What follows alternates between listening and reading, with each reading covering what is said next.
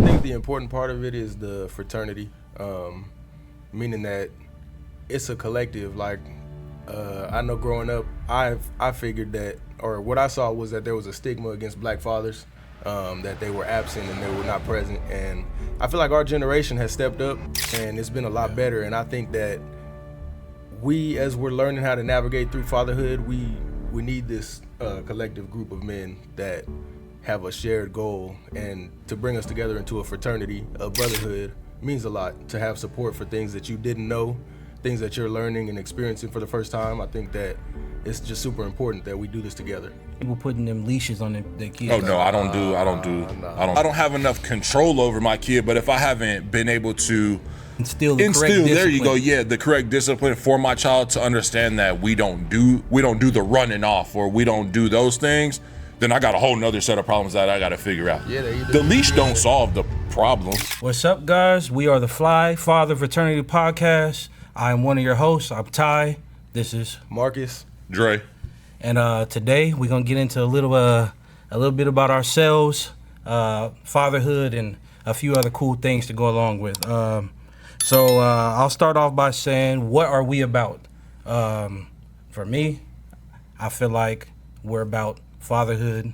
We're about unity. We're about bringing real dads, fly dads, back to fruition. You know what I mean? Like, we need to bring this back, especially in the black community. I don't know what y'all think. What you think, Dre, Marcus? Agreed. I think that it's bringing fly fathers back, like you said, but just getting out of the stereotype, right, of just fly. You know, fly could be anything. Fly could be just being there for your kids, being there for your family. I think that, you know, breaking the stereotypes of just, oh, well, I do this one way and I'm not open-minded to do it other ways. So I think that fly could encompass a lot of things. So I think that's what we're about. Yeah, I think the important part of it is the fraternity, meaning that it's a collective. Like, I know growing up, I figured that, or what I saw was that there was a stigma against black fathers, that they were absent and they were not present. And I feel like our generation has stepped up and it's been a lot better. And I think that we, as we're learning how to navigate through fatherhood, we need this collective group of men that have a shared goal, and to bring us together into a fraternity, a brotherhood, means a lot. To have support for things that you didn't know, things that you're learning and experiencing for the first time. I think that it's just super important that we do this together. Agreed. I think it's having the group aspect of it. It makes it easy to reach out to your homeboys or whoever, people that you know are your circle, or even just dads that you might have just met, to offer some advice. They give you advice, you give them advice, stuff that we just may not know. Yeah, I completely agree with all that. You touched a little bit on why it's important, and I agree 100%. I mean, the stigma behind black fathers in the home, it's something that is changing, like you said. I feel like our generation has done a way better job of way better. Way better. It's like a 180. Yeah. Everybody that I know that's a father is proud to be a father, and they rep being a father. And, agreed. And that's why it's important to me. Let's talk a little bit about the insight that you guys have as fathers. I mean, all three of us are fathers. I can start off with my experience. I have one child and one on the way. We'll be here any week now. Yeah. That's a whole situation in itself. That's a whole man. I'm extremely nervous. Yeah. I wasn't nervous for the first one, but I'm nervous for this one, right. Just because it's going from 1 to 2, and you don't know, like my young one now don't sleep through the night. I'm just nervous about it all. I saw a post that said 1 kid is 3 kids, 2 kids is 1.5 million. No, that's crazy. That didn't help with my nerve at all. I tell you that. My man. That didn't help at all. That's the father advice. I'm trying to help you out. That's tough. But yeah, a little bit about it. He's 16 months now. So this past 16 months has been extremely challenging, crazy, but rewarding at the same time. I always imagined myself to be a dad one day, and now that I am, it feels surreal. I'm sorry, I thought about Jason Tatum when I said surreal. But yeah. So I guess I wanted to touch on you have one kid already, two kid. You're gonna have a second, boy, girl. Don't know. We don't find out till they pop out. You talking about the stress I just boy. said? That's a whole different. That's a whole different. Yeah, that's a whole different stress. There is no stress in that at all. It's actually exciting. You feel me? Like not knowing what you about to bring into the world. Yeah, They but come to the world. It's like, man. Nah. I don't know about that. I don't know. I gotta know. Yeah, no, I can't do it. I I can't do it. It's not that bad if you don't think about it for real. You forget that you don't know. How you forget though? People gotta buy you stuff. You gotta buy stuff. Neutral clothes. I mean, yeah. I guess so. Yeah. And it's a little easier now if we got a boy. I got a whole bunch of boys That's stuff. true. But if That's it's true. a girl, we're gonna have to go shopping. I mean, it's that simple. Yeah, that's true. You know what I mean? But yeah, to touch back a little bit on the fatherhood, what I've experienced, I feel like you really don't understand until you have a kid, and people can tell you all they want. But the love that I have for my kid is I don't know, you can't really explain it, and I'm sure you guys can speak to that too. But yeah, it's been amazing. So, what you got, bro? I forgot the question, bro. That was a lot. It was basically your experience with fatherhood so far. My experience has been unique, and we'll get deeper into it at some point. But I have a 6-year-old daughter, my little mini me. Couldn't love her more, and we were blessed to find out that she's getting a little brother about a month after Ty's baby's coming. Congrats. Yeah, thank you, and congrats to you too. Yeah. Yeah. Yep. It's Congrats it's again. awesome because it's like, you know, I mean, from our standpoint, to be doing this at the same time is really dope. And it's something you talk about. Like me and Ty have been so close for so many years, and it's like we've always kind of pictured this, but for it to happen like this, yeah. it's dope. To really play out the way you saw it. And it's not like we Yeah. tried to do Right, this. right, It was like, right. oh, she's pregnant. Oh, she pregnant. Yeah, Like, yeah. back to back. Yeah, that's so cool. Surprise. Yeah. that was fire. But I'm excited because I have a daughter already, and that commanded certain things out of me that I had to learn and I had to adjust. I had to kind of get in my bag, and you know, I think I'm an emotionally intelligent person, and I think that has helped me a lot with having a daughter. And I think that having a son is going to challenge me in a totally different way. You know, there's going to be some overlap, but I'm excited for the challenge of having a son, and I'm just hyped, bro. Like, Yeah. it's just a good time. Yeah. I feel super blessed, and I'm glad, like I said, that we can do this together. It's gonna be really cool. Yeah. Facts. It's gonna be fun. Yeah. Dre? My experience, I got 2 gonna be 3-year-old in September, and I got a 6-year-old, both daughters. Nice. Yeah, it's a. When I look back on it, I think it's the same thing you said. I always envision myself being a father, and you just assume you're gonna be a good father because you know how you are. But when they born, it's a whole different, like, same thing. I feel like I'm emotionally intelligent, but the intelligence kind of goes out the window because it's just straight emotions. When you, especially with daughters, I guess I would say, different challenges with sons, I would assume, because it's a man teaching a kid how to be a man. But daughters, I really had to learn how to be patient and be more understanding. So I think that's where the challenges came in for me, which, again, fathers of daughters have told me a lot of advice, but sometimes you just got to roll with the punches and kind of just learn on your own. Yep. And I wouldn't have it any other way. They've taught me so much, just in the short time they've been here, which has seemed like so long at the same time, that I love it. I wouldn't change it for anything. I love it. I can't. Nah, that's cool. I want to go back to something that you said right now. You said that you feel like having daughters taught you patience. Yeah. I'll tell you one thing right now: having a boy teach you patience too. No, I believe it. I believe it. It's extremely. No, I feel like having a boy, you almost would need to be more patient because they, I assume, again, they boys. They trying to do everything, and they taking after you, so they see you do everything. They want to run around. They a little bit more rough, I would assume. So I don't know. me too. I try to throw a little bit in there for the, but yeah. No, It might just be a kid thing, to be honest I think it with is. you. Yeah, I mean, I think it is. kids teach you patience in ways that you didn't think you can have it. Absolutely. Do you feel like, because I think about this a lot with my son on the way, do you feel like you're often trying to compare your son to you, or not necessarily compare, but like you're hyper focused on him doing things a certain way because you can relate a lot to him, being that you've been a boy and you grew into a man? You know what I mean? Like, I notice it with my daughter, but I feel like already I feel a certain pressure of like, this is a boy that's going to turn into a man, and I know what I was doing at his age. I can directly relate to how he may be feeling, or you know what I mean? Yeah. Yep. I mean, I guess at least for now, I feel like it's a little too soon for me to feel like that pressure to teach him, or like, I don't want to say groom him, but guide him in the direction of somewhere that he should be going. He's so, I mean, being 1 year old, he's just he's just learning right just now. free. Yeah, He he's just just free free. right He now. just being- There's yeah. so many things. I mean, there in certain situations you're like, okay, we don't do that.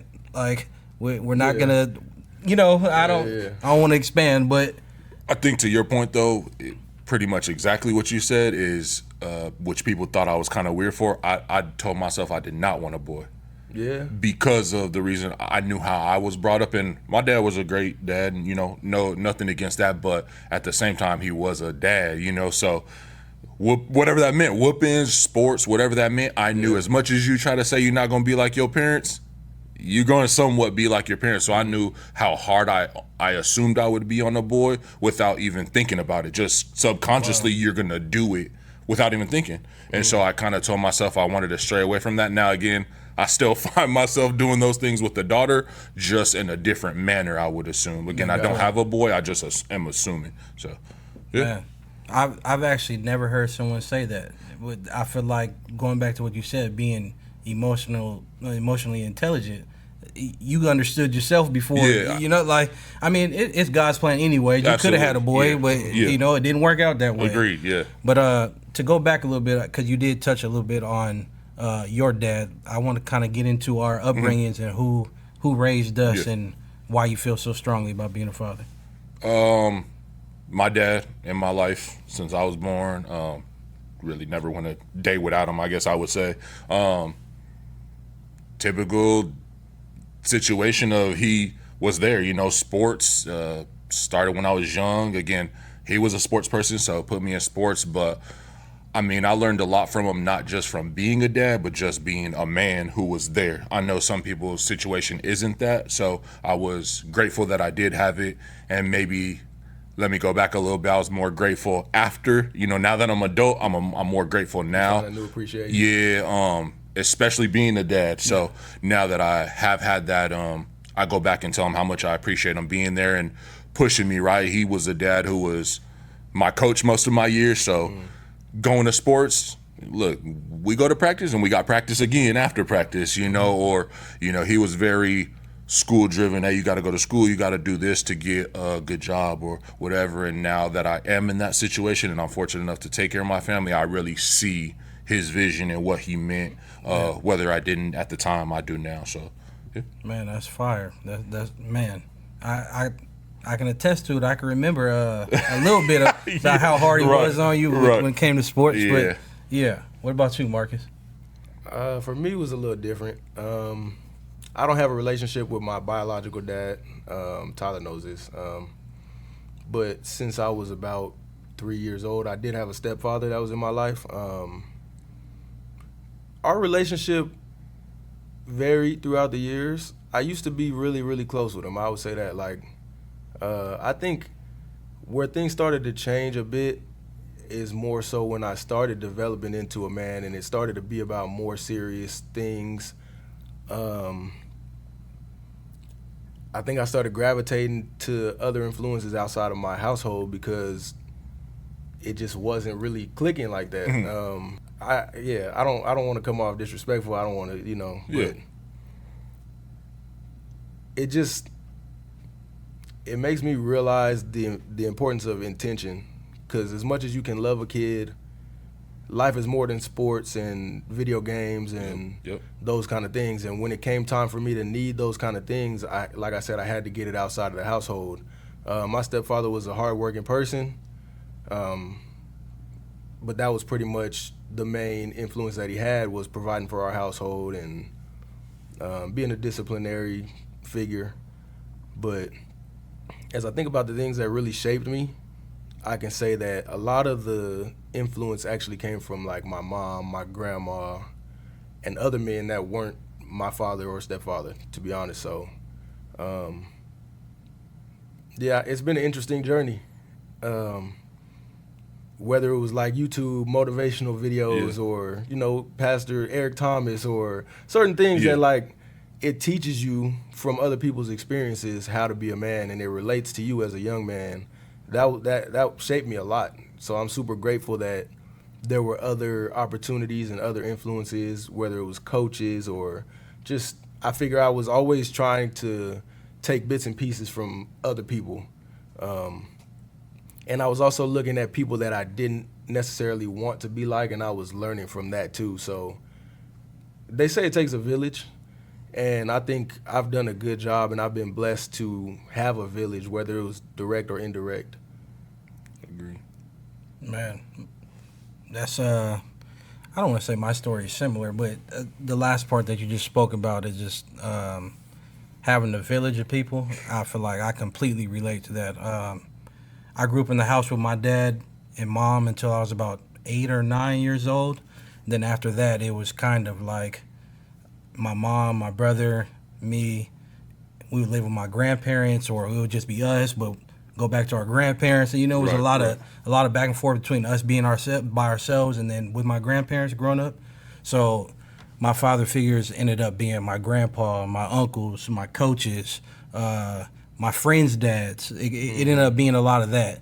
Up until I was about 8 or 9, it was real great with my dad. It was best friends. It felt like, but after that, it was kind of like, I see you when I see you. I'll talk to you when I talk to you. So, like you say, you start looking for those outside sources to help you grow into the man you want to be.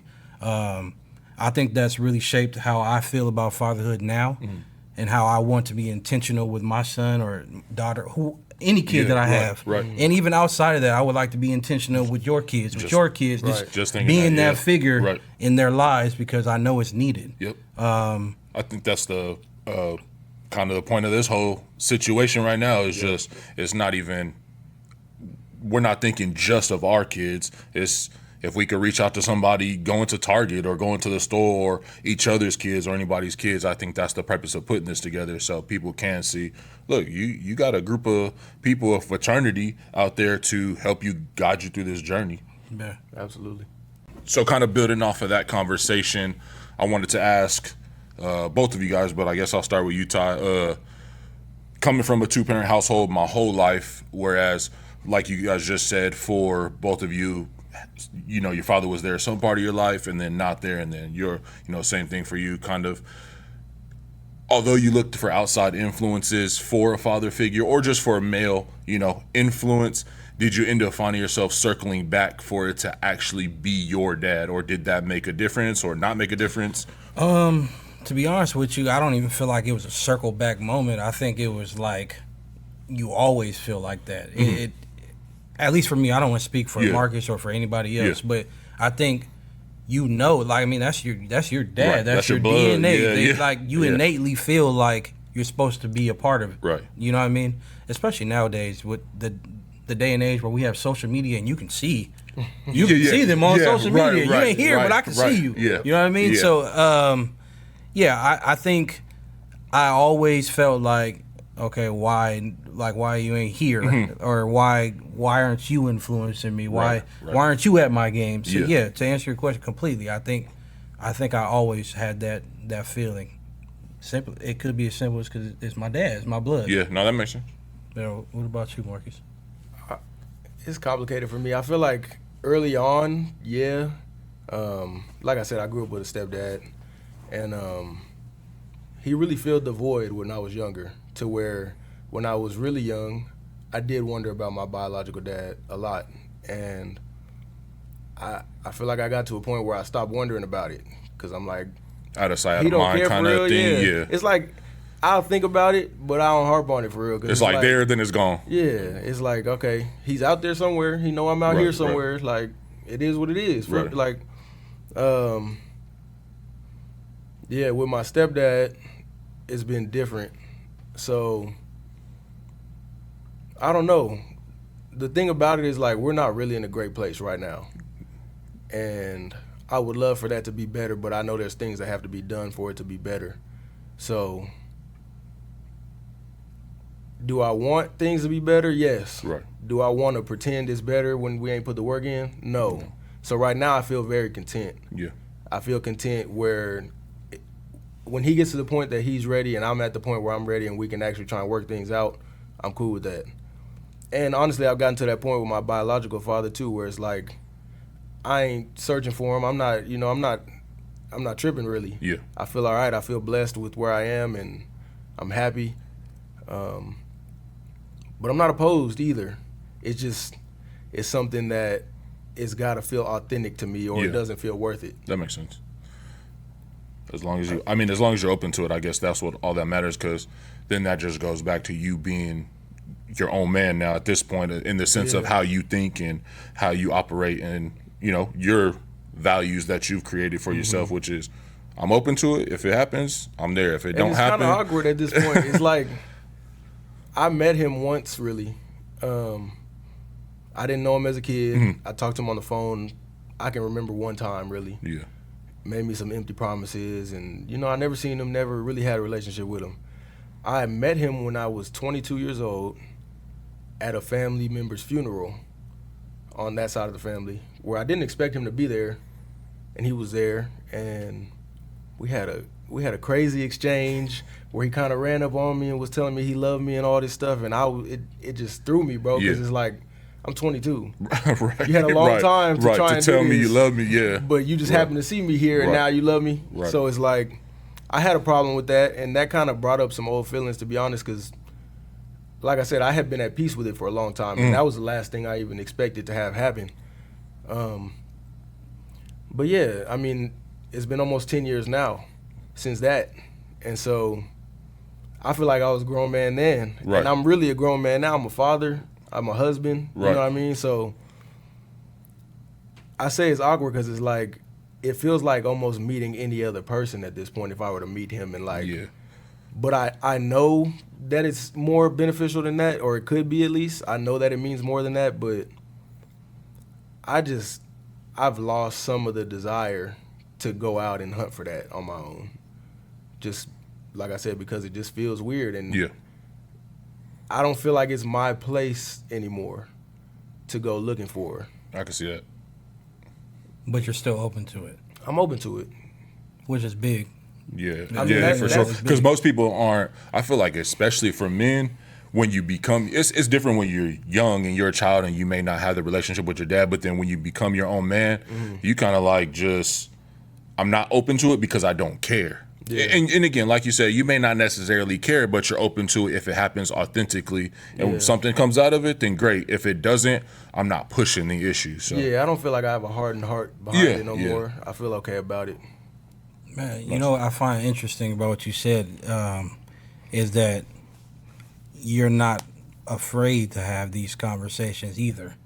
I'm only saying that because, like, I spoke about my relationship to my dad, and he's around now, but we've never had this conversation in between. So it's like we just ignoring everything, and I'm almost I'm almost like okay with it, but in my mind, in my heart, deep down, I know I'm not okay with it. But I'm just ignoring the whole conversation. But the question is, why do you think you do that though? Is there something on the back end that's making you feel like, well, I don't have the conversation with them because I don't know, maybe I want him to be in my kid's life, so I don't want to create any more problems. So we're just cordial, or is there no particular reason?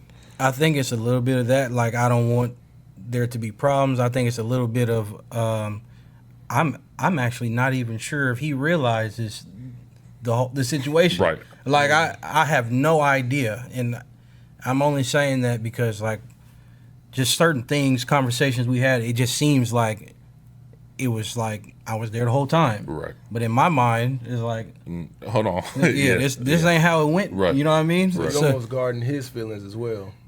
I was just thinking that. I would say that. Definitely. Okay. But and I'll say this now. I do respect that he is around now and he's trying to have a relationship with not only me but my wife and my kids. You know what I mean? So I definitely respect that, and I think that's fly. But Growth is fly. Growth is Yeah, fly. absolutely. We might need to have the conversation though. Just I feel like at some point it's kind of the reality of it, because not that you're bottling anything up, but what happens if just one day you just get mad and just go off on them? It's like I'm assuming that's probably not the way you wanted to have the conversation. So let's just have a nice little lunch or something and just talk about it. And it may take some work, bro. Yeah. It may take some work, but it'll be worth it. I think it's kind of off of the some of what both of you said. Even though my dad was in my life, my entire life, I still have my struggles, right? Because he was a very much so disciplinary. You can do things my way or no way, and by those things, him and I kind of butt heads for a long time in those perspectives, which is at certain points, right? You start considering yourself becoming a man, or whether it's a young man or a man, but he kind of had his fingerprint on it the whole time, which is, yeah, you might be a young man or you might be a man, but to me, you're still my son, so I'm the ruler here. And again, we bumped heads for a long time until I think he himself came to the realization, like, look, I can only offer you my advice now as a father, but what you do with it is what you do with it. And if you take it as a man to go in the world, what's going to happen is what's going to happen. And I think him and I have a better relationship now because of it, because now he doesn't call to tell me, again, I'm a father, I'm a husband, I got all these things going on for me, where it's like, there's nothing really you're going to be able to tell me. Role change. Yeah, like, and now he is more of that father. You know, he's always been a father, but I almost, maybe now that I'm talking about it, maybe I consider him just my dad, like nothing outside of that, where now I really view him as a father, because you're giving me fatherly advice. You're giving me stuff because I'm your son, but also you giving me advice because I got kids, which are your grandkids, and so you're giving me the best advice you think to be able to help me on my journey. So I think, again, I've had my struggles with him growing up just from that perspective, but again, our relationship has transformed into something else. So I mean, and you said that he kind of took a step back, which is big of him, because he understands now. Like you know, you're your own man. You got your kids. You got a wife. You got your own responsibility. I want to go back a little bit, because when you were talking, it made me think about my situation again, and it made me think a part of the reason why I feel like I haven't had the conversation is also because I don't know what information I actually want to know. I was getting my hair cut by my barber, and he was like, "What do you actually want to know from him?" And I still don't know the answer. Right. Like, what do I actually want to know? Yeah. So it then made me give him grace. Like, man, I don't know what you was going through when you stopped. When you and my mom stopped going. Yeah. You know what I mean? Like, I have no idea the situation. And is that what I'm mad about? Like, is it my business to know what happened? Right. I don't know. Right. I mean, could it be? Y'all tell me. I really don't know the answer to that. From something you said earlier, it sounds a little bit like you just want clarity. You kind of said the way he carries himself, almost as if the past that you guys have didn't happen, right? Like, almost he presents as if he was there the whole time, and it sounds like that kind of bothers you. And maybe it's as simple as some acknowledgement of how things really went down, and it's not even so deep. It's just, you know, I feel like sometimes you present this in a way that isn't accurate, and I think we can be honest about it. It's our experience. And I think him understanding from your perspective that it's not really, you can express that it might be some hard feelings there, but it's not going to ruin where we've got to this point. It's like, look, we could just have a conversation, and yes, we can move past it, but just the acknowledgement of, like, this was our journey up until this point, and we're good, but it would just maybe be nice to know from you as the person. Because at times that was hard for you. There was times it was really hard for you. And to act as if that isn't the case, you know? Yeah. That can create a feeling of whatever. Like, I think acknowledgement is important. Yeah, I agree. And apologies are important, and just communication in general. No, I agree. This random question: how do you guys think fathers get to that point? Because, you know, we all have kids right now, right? And we're all in their lives, and I'm sure my dad thought that he was going to be around the whole time. Your dad thought the whole, you know what I mean? Like, I'm sure that's never in their mind. Like, I'm just I'm out of here. Yeah. Like, that's not in their mind. So I wonder what happens, like, to where it gets so far in separation. I sometimes, from speaking to guys like you guys or just people in the world in general, from what I take from it sometimes is it ain't got nothing to do with the kids sometimes. It's just, and again, a child's place is a child's place for certain things, right? They're just are situations where it's between me and the mother, and maybe we're having a hard time and it causes me to go my own direction to be able to separate from that and not necessarily separate from my kids. But again, those people end up creating their own lane and their own journey, which is, I didn't intentionally want to leave my kids either, but this path just took me this way, and I maybe in my mind thought I'm gonna circle back and make sure that my kids know I'm there for them.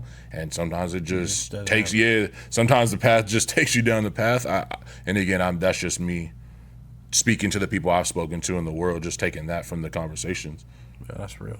I can agree with that to some extent. Like, if I'm giving people grace, I can see that life is hard. And sometimes life is so hard you might not even be in your right mind for real. And you may be in survival mode where you're thinking of how do you get out of this situation, or how do you make this situation better for yourself? Which I can understand that a lot of people go through that. I also feel strongly that shouldn't last for somebody's whole life. So if you have a period of feeling that way, or if you have those feelings, that doesn't negate the fact that you created a child and brought a child into this world. Absolutely. So I can understand having challenges, having tribulations. I can understand that, and I can, like I said, or like you said, you don't know the whole story or why somebody might have made the choice they made, and that's perfectly reasonable if you're giving people grace and understanding that we all fall short. But man, at some point you got to realize this is a responsibility that you have. No, absolutely. And there's really no ducking that. Once you, like, that child came from you. There's no way around that. You made the decision to create a child. I agree. You got to do what you got to do. For real, as a man, you have to. Yeah. Absolutely. So, a follow-up question on that. Is there anything that you guys do or are thinking about doing to intentionally make sure that you're never that dad?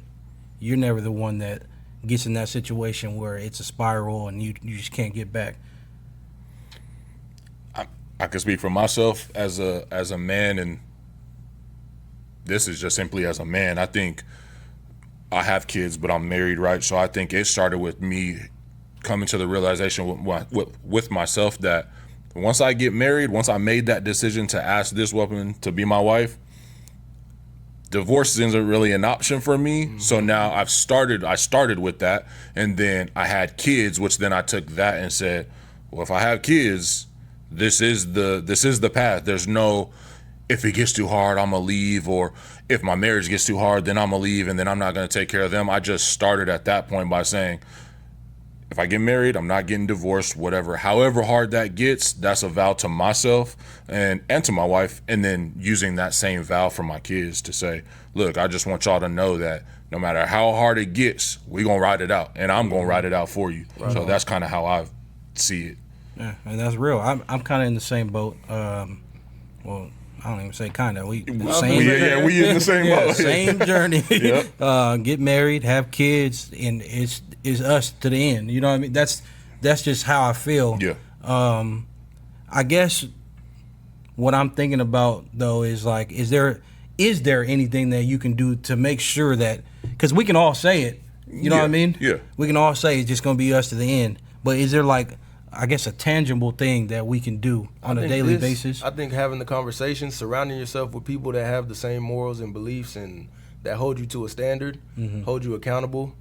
I mean, what good of a friend am I if I see you doing something that is counterproductive to your marriage or to being a father to your kids? So I have a responsibility, being in your close circle, to hold you to a standard and to keep you accountable to who you say you want to be. Yeah. And I think it's important, and a lot of people, you know, they have friends, but you really need people that are willing to go to whatever length it takes with you, even if it upsets you, to tell you, like, bro, this ain't who you are. This ain't what you should be doing. Yep. Yeah. And that's a real friend right there. I feel like we might just brush past it a little bit, because what you said, I mean, it's 100% true, but we got so many people we call friends that won't do that. Right. You know And what I mean? that's it might be your friends, it might be our friends, it might be friends of friends that you like, wait, so he told you that? Or, because in your mind you may be thinking, I would have never told you that because you have a responsibility, which is, nah, you shouldn't go down that road. So if somebody's supporting that, then I agree with you. It's like, are they really your friend? Because that doesn't sound like it would be the right thing to do. Now, again, everyone's entitled to their own opinion or own advice, but sometimes, again, as a real friend, you're going to know if it's good for your friend or not. Yeah, I agree. Yeah, I agree. And I think the older we get and, like, the further we get in this journey of being husbands, being fathers, I feel like things get harder, and that's when you really lean on that group of people. So it's important to weed out people. I mean, it's unfortunate sometimes, but weeding out Gotta do people it. and just sharpening each other all the time, constantly. You got to be growing and making sure that this person is bringing value, and you're also bringing value to that person. Side note, I don't even know if I could have a friend or trust a friend if they got kids and they don't take care of their kids. I don't know if I could even be your friend. Like, just on my morals and values, I don't even know if I could do it because what do we have in... We're not even on the same moral compass. We're not nowhere near each other because you already going a different... It says something about you. Yeah, and you going a totally different way than I even envision my life going. So how does that make sense for you to be my true friend and you can't even take care of your responsibilities? Yeah. So sorry, man. If you can't, I mean, and again, I know it's struggles for everyone, but you just absolutely not being there. Again, we might be cordial and we might be acquaintances at that point, but my true circle of friends, probably not gonna happen. I feel that. While you were talking, it made me think of something that I've struggled with in my journey through fatherhood right now, because we're talking about friends. And I feel like after I had Cade, I almost lost my own identity. I don't even say almost. I think I lost my identity of who I am and being a good friend. I was telling him the other day, like, he's a good friend. He's an extremely great friend, and he will tell you when he feels like something is off or something is different. So I don't know if y'all experienced that too, but I know me personally, I lost my identity, who I am, and like it's been a struggle trying to figure out like when I can leave the house, when it's cool, you know what I mean, like all of that. Yeah. I don't know if y'all can speak to that or not, but I think I'm gonna experience it more with my second kid. The circumstances of my daughter being born, and it was a little bit different. But I think this time around it's gonna challenge me in different ways. So I'm gonna get more insight to how you were feeling, like really being in the trenches and being up every night and, not getting much sleep and somewhat feeling like you in survival mode and all you can fixate on is your child. So my wife and I, we have had conversations about being intentional, that we don't want to lose ourselves. We want to upgrade ourselves into being our son's parent now, and that doesn't take away from who we are as husband and wife. That doesn't take away from us as individuals, but it levels us up in a way so that we can, and we give each other permission now to, if you see me doing this or whatever, just say something to me, because it might get hectic. Yeah, absolutely. I might not even realize what's happening. You might have tunnel vision, like you just so caught up in the moment that she kind of got to tap you like, hey, relax. So, I mean, without going through it, I feel like we're doing good things to prepare ourselves, but, I mean, time will tell at this point. Yeah, no, absolutely. I think I agree with everything you said there, because for a long time, it was just my wife and I taking care of our first child, and we probably didn't have a single date, or I didn't go do something by myself, or she didn't do something by herself for probably the first 2 years. Like, it literally was just us, child. And we kind of had to get in the habit of like, look, we got to slow down with you still got to set an example at some capacity, right? So although your parents, we're your parents, but we're individuals as well. So we got to show you, look, we can enjoy these things. Mommy and dad are going to go do this, or dad's going to go do this. And there's times when we're going to do it together as a family. Yep. But creating that makes, I think, a more balanced life and a lifestyle that no one gets to the point where they're too overwhelmed as much as possible. You try to avoid it. Again, with kids, it's kind of hard, but you try to as much, right? I tell my wife, like, go hang out, go have girls' night, go do something. Or she might say, hey, go watch a movie with your homeboy or something. And I can appreciate those moments because sometimes I do get so caught up in work and family and kids that I'm like, no, I'm not going out this weekend. I'm not doing nothing. And then 4 weekends go by, you're like, man, I gotta... You might be telling yourself mentally, like, I got to go do something to just clear my brain, but you never really get to do it. You never get to it. You just keep going with life, and then we all talked about it, right? We just get busy, and then passes you up, and it's all a balancing act for real. Absolutely. Juggling, whatever you want to call it. Like it's always like you have a certain amount of attention and time and effort that you can put into things, and like knowing what your priorities are and balancing it. Speaking on this a little bit, or were you about to say something? Well, I was going to say, with this kind of topic that we're talking about, are you guys more, do you think, going to be those parents and family that, let's say you guys plan a trip somewhere, wherever, out of the country, out of the state, whatever, that you're always going to do it as a family? Or do you think you'll create an environment where it's like, maybe we have our own vacation, but then we also have a family vacation? Yeah, ideally, I would like to do it that way, where I have my own with my wife, and then we have one as a family. Yeah. You know what I mean? I think, like he said, it's a balancing act. Yeah. So far, we ain't really been balancing. It's been a whole bunch of family going. Yeah. Well, the only reason I asked that, I guess, is because we went on a family vacation, and it's probably the only big vacation we've been on. And every time I think I want to tell my wife, hey, let's just do a vacation, you and I revert back to my kids because I'm like, man, I want them to miss out. Yeah, I want them to experience too, and I think that's a good thing for kids is experiencing the world, what's out there. And so again, I'm caught up in that like balancing act of, do I want to do this just us, or do I want to bring the kids too? I'm kind of torn. I feel that. I kind of agree with Ty, but I see where you're coming from. But I do think it's enough to go around where we can do some family stuff. We can make sure they're getting exposed to things, and then we can also make sure we're doing our husband and wife thing or our friend thing, whatever that may be. But obviously, the more friends that start having kids and the more people in your circle that have kids, it presents more opportunities for everybody to have a good time together. So I agree with that. Yeah. No, that's real. To what you were just saying about the family trip and how you want your kids to experience it, I didn't have this talk with Janae. I'm like, yeah, they can experience when they remember. Hey, no, you're not lying. When they remember, we can go to this place. But outside of that, why? It's kind of weird. That's funny. I mean? My wife and I were just having a conversation because we went to Disney World, big group family trip. But my daughter was she was 3, turning 4 while we were there. Of course, a lot of money, planning and all this stuff. But then I started thinking, she not gonna remember none of this. Man. Like, now again, it was in the moment. It was a very cool experience and special moment, especially to see her and on her birthday. But then I'm thinking, like, do you really remember this? And it did cross my mind that was the situation. Yeah, while they young, we might just be going up the block. Right. We not taking. We're going to the little water park, little splash pad right here. Yeah, we're not taking no big trips. If you don't remember, mommy and daddy will go. Yeah, but right. Yeah, but I do want to ask you guys, because we've talked about friendships now. We've talked about our wives and the whole balancing act thing. What would you guys? What information? What advice can you guys give to somebody? What a gem of the day? What could you guys give to somebody that's experiencing these type of things? I'd probably say, if I had to say something, I'd use a word that you said, which is be intentional about being a new parent. Right? There's gonna have challenges that present themselves, but be intentional on how you want to handle those challenges.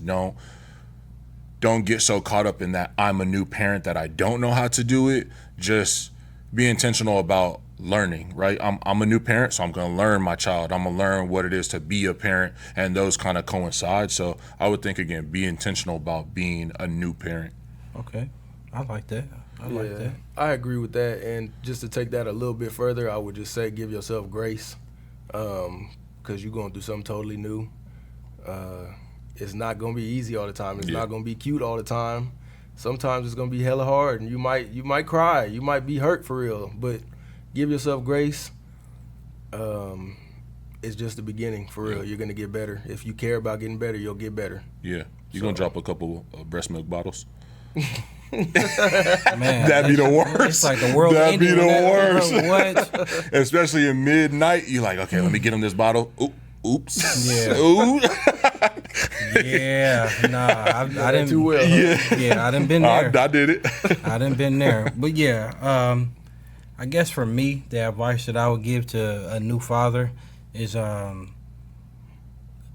be intentional, like you said, about your own identity. Because like you guys said, I mean, it's very easy to get in the habit of just me, my kids, my wife. It's just over and over. You have to be, and I wasn't intentional about it. Like I hadn't even thought about it until he brought it to my attention. Like, hey, bro, you don't be. Yeah, like, bro, yeah, where you like, at, I hit you bro? up a couple times. Yeah, like it's extremely hard, and I think doing things like this help. Where we're getting it, it's almost. I don't even want to say almost. It's therapeutic for me right now. Absolutely, just talking about being a dad, being a father, and trying to navigate through these things. Because I'm sure we all experience it. Where like we're going through these things, and you really don't want to talk to nobody about it. Yeah, I mean. You might talk to your wife about it, but even then, it's not the same. Even then, it's not the same as talking to a group of men who are experiencing it like you. I want to add to that too, from my perspective and what you're talking about. Advice to maybe someone who's not becoming the father, but who's a close friend or a family member to that person. Be there for them, and even when it feels like they're not allowing you to be there for them, still be there for them. all right. Because their blinders may be on, you know what I mean? But they still need your support. Agree. You said it. Keep creating the opportunities. And don't take it personal. Like, I can admit there's times where, like, I may have took something personal because I'm like, oh, Ty don't want to show up to this, or Ty, you know what I mean? But I don't know your reality, so I can't make assumptions about why you did what you did. All I can do is, I mean, we have a strong enough foundation as friends where it shouldn't even matter for real. It's just like, okay, maybe not right now. Maybe it's something I can do. Maybe I can extend the olive branch, and there's a way I can support him and what he's dealing with. So just create the opportunities and continue to be there, because I can tell it's a hell of a process, you know. Absolutely, you said it. Sheesh, that was fire. I do want to get into something a little bit more fun. A random thing that I saw on TikTok. Well, actually, I saw it on Twitter, but it was a video from TikTok. There was a guy. He has a child with a woman. They are no longer together. You guys following? So he has a baby mama. He has his children. Or he might have more than one child. So I'll just say children. 3.5 days a week. She has him 3.5 days a week. She is complaining and not filling up her refrigerator in their home because she feels like that's the man's responsibility. Wait, but he don't live there. He doesn't live there. They split time evenly. He got his own bills. He got his own house. He got his own refrigerator to fill up. She got a job? Yeah, she has a job. In the situation, he says she has a job. She just feels like it's his responsibility. She ever heard of 2 jobs? Because I'm not filling up the refrigerator. I'm sorry, I'm not doing it. I'm not doing it. You got, if it's a money thing, look, you just gonna have to figure it out. If I gotta put food in your refrigerator and my refrigerator, then I'm just gonna overstock my refrigerator for my kids. Okay, that's. I'm just saying. Come on, I think that's valid. Look, I think it's very valid what you're saying, but I also, if she don't do it, like. Well, then what? My kids not gonna eat? Is that what you're saying? Yeah, like if she. Yeah, okay. Well, then we gonna bring them back to my house, and they're gonna stay at my house. My question at that point is, then why are we splitting time even? My point. If they can eat and be taken care of here, and they go over there and have a different experience, there ain't no need to be over there. Probably not a need to be over there. But I do get where you coming from. It's still, despite us not maybe wanting them to put that responsibility on us, it is still gonna feel like your responsibility. I think to some degree, to make sure that they taken care of, whether they with you or not. Okay, let me backtrack. Let me backtrack a little bit. You're right. You're right. Because although I'm speaking a big game, and in the moment right now being asked that, I say that answer. But if it really came to brass tacks, I'd be like, look, I have to. I might even just stop at the store on my own and bring the groceries. You know what I mean? If that's how the conversation's been going. So yeah, you're probably right. It when it really came down to it, I probably see. I like what you said there though. You'll stop and get the groceries, so you're not just gonna send money for the groceries. Oh no, not necessarily. Now I'm definitely standing tall on that. No, I'm not just sending the money. Toes. Nah, I'm not sending the money. I'll buy the groceries because at that point I'm gonna just let the kids pick whatever, candy, chips, anything. So yeah. I feel that. I think I'm in the same boat as y'all. Like, first of all, if you're not gonna put the food in the refrigerator, why is they there? Like, it makes no sense for you to have these kids. You are not fit. Hold on, is she eating? Yeah. What is she eating? They just watching her eat. I don't know. She's like, I stopped on my way home from work. I got me some McDonald's. I have no idea. Okay, another question. I'll ask this one then. I also seen this on the Twitter. Okay. Totally separate from on this. the Twitter. Yeah. I thought it was X. It is X. What's that? No, it's Twitter. It's Twitter for me. It's never gonna right? change. Yeah. It's never gonna change. Totally separate from this last situation, but it was a man who has a son that doesn't live with him, Okay. and his baby mama has other children. He brings his son food. Oh, I seen this. Is he? I Is he seen it. I should he seen it. bring the other kids food too? You can answer, Mark. I'm gonna go ahead and let you answer first. Should he bring the other kids food too? No. I'm glad. Why the thought? I'm glad. No. I'm glad he thought long and hard about it because I was gonna come off like a demon. It would be a nice gesture, but nobody should be expecting that. Keyword: nice gesture. Yeah, Not because where's they expecting dad at? And why they not bringing them lunch or mom? You know what I mean? It's not your obligation at that point. It'll be kind to do it, sure. If you got it like that. And you might do it every once in a while, but no expectation. But throwing a fit over it not getting done is crazy. Yeah, It's crazy. Telling my kid they can't eat it because Yeah, that's what she did, huh? Yeah, she did. She took it away. Yep. No. Nope. Nah, she's out. Nope. I feel what y'all saying. It's not your obligation. It's not your obligation. You gonna bring the other kids food? I think I On might. consistently. Like, let's say you're seeing your kid, you're going just stopping by randomly every weekend. Just say, I drive by here all the time. Stop by, give my son some food I think I would do it. every weekend. Yeah. No, you. Hey, You's a hats lie. off You a to you, lie. bro. You a Put it lie. like- You a lie. I promise you, I really think I would. And the reason is because if I know that she's going to trip out like this and then not allow my son to do it, but I really want to do this for my son, what really is it to me to feed them other 2-3 kids?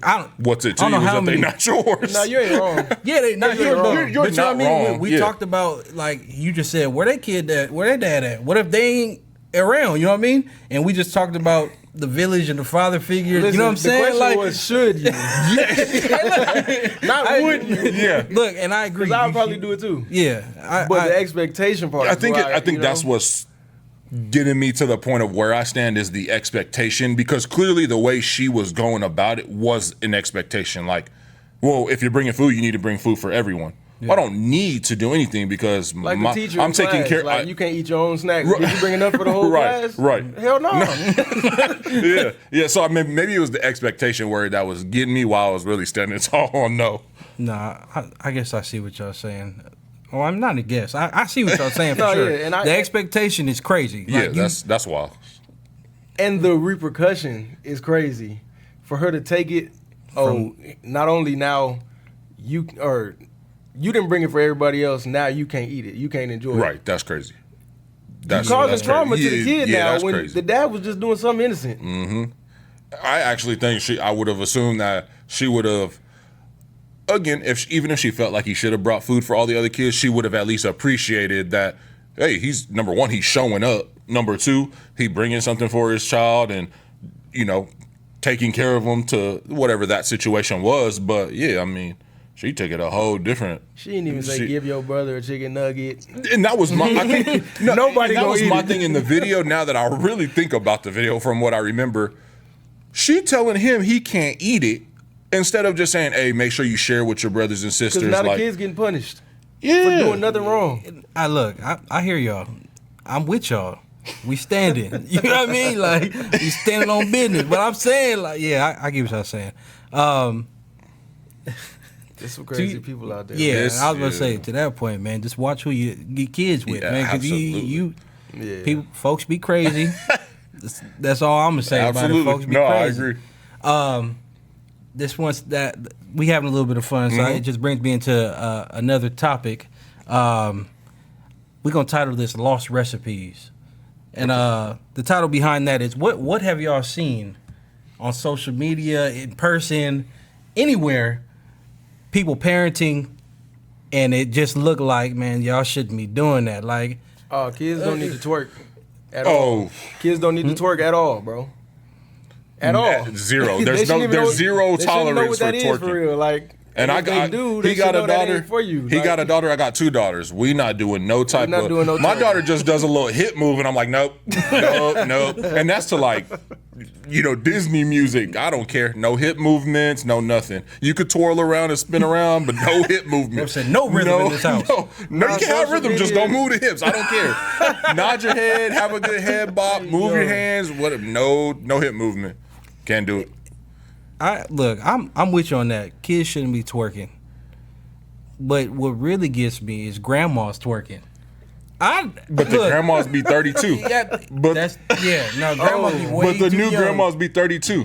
They do, but And I know we talked about twerking like from a girl standpoint, but grown women twerking on little boys. Oh, no. See, you took it somewhere. You took it somewhere. no, It I've needs to seen that. stop. Yeah, It I've needs seen to that stop. too. It Yeah, needs I've to seen it stop. too, and I'm like, bro, what I are don't we even doing get- here? I don't even get the mental capacity of how you could be No, it's crazy. that. How and did then- we get here? I had no idea. Well, I think how we got here is the is the fact that you got what do they say? Babies raising babies. You got 32-year-old grandmas, which mean their kid is probably 25, 22, whatever it is, and then they kids. So then it's like, wait, no one's really knowing what's going on here. Nobody know how to parent. The blind leading the blind. Absolutely. Yeah, like you said, we losing recipes for real. Yeah, certain stuff. there's a whole It should bunch be of common lost sense. All right, here's another one then. Since we're talking about stuff that we saw on the internet, Mm-hmm. I saw a video of whoever it was, Marshawn Lynch, I think, and a lady was going off on him because he was cursing. He was Cursing at at a the kids? football camp and he was cursing at the kids. Which how y'all feel about that? I mean, we all. I don't know, Mark. You play sports? I played football. Oh, see, so we Yep. we in the same, but then we all in the same. So I play football as well. So Look, it's I don't natural to care- me. I don't care what sport you talking about. We talking about Marshawn Lynch. You at his football Yeah. camp. Yep. That you chose to What take you him think to. he like? Come on, man. I didn't understand it because I would have thought you already knew his personality before you even signed him up for the camp. I mean, he's not a He ain't Peyton Manning. Yeah, he's not Peyton Manning, but he's also a person who has been on the internet doing foolish stuff. Like, you know what you're getting. Yeah, so I didn't understand why should he even be saying that. And I think, because I've been in situations before, is they're not doing it maliciously. I'm not cursing at. Well, coaches aren't cursing at your kids. Now, I can't speak for every coach. Let me bring it back a little bit. Most coaches, from our experience, probably aren't doing it maliciously to just curse you out. They're not really cursing you out. They're just passionate, and those are the words they choose to use to convey their message. Now, as long as I convey my message, then we shouldn't have no problem. Or as long as I'm not picking your kid out and saying really extreme things to him, then what's the... Like, I'm sure when he was cussing, he wasn't doing it to demean the kids. No. It was to get the best out of them. Right. And it's like we said, it's Marshawn Lynch. This ain't Russell Wilson. It ain't whoever you like. You know what you signing up for. Agreed, yeah. I thought that was a little wild that they went off on him that bad. Hey, look, I gotta say something too. What you brought up something about how you feel. I got a question for y'all because I've seen this in public many times, and I just really don't know how y'all feel about people putting them leashes on their kids. Oh no, I don't do that. I don't do that. If I don't have let me choose my words wisely. Because I don't want to say if I don't have enough control over my kid, but if I haven't been able to Instill the correct there discipline. you go, yeah, the correct discipline for my child to understand that we don't do the running off or we don't do those things, then I got a whole nother set of problems that I got to figure out. Yeah, they either the need to leash be don't in solve the problem. They need to be in a cart, a basket, or they need to not be going out until they figure that out. Or, you know what I mean? Yeah. A leash is crazy. That's wild. That's for pets. And that's what I be thinking. Then they try to make it better with the little backpack. Like, nah, bro. The one that's like a teddy bear, but then they got the leash on it. like it's still a leash, look, bro. it's cute. It's cute. Nah, it's not cute. Yeah. That type of stuff is crazy. I got a whole bunch of problems with I see with parenting. Whole bunch of lost recipes. Hey, stay fly with the guys. Triple F, man. Follow us on Instagram at Fly Father Fraternity, man. Triple F, baby. Follow us on Instagram, Facebook. Follow. Hey, look, no, we just on Instagram and subscribe to our YouTube channel below. You know what I'm saying? Make sure y'all communicate with us on there. Comment, DM, whatever it is, questions you have, topics. Hey, and we're gonna be looking for people to come on the show with us. Oh, guests. Yeah. We need guests. Everybody got a dad or don't. How you doing? But yeah, like I said, man, follow Triple F. Stay fly with the guys, man. Peace.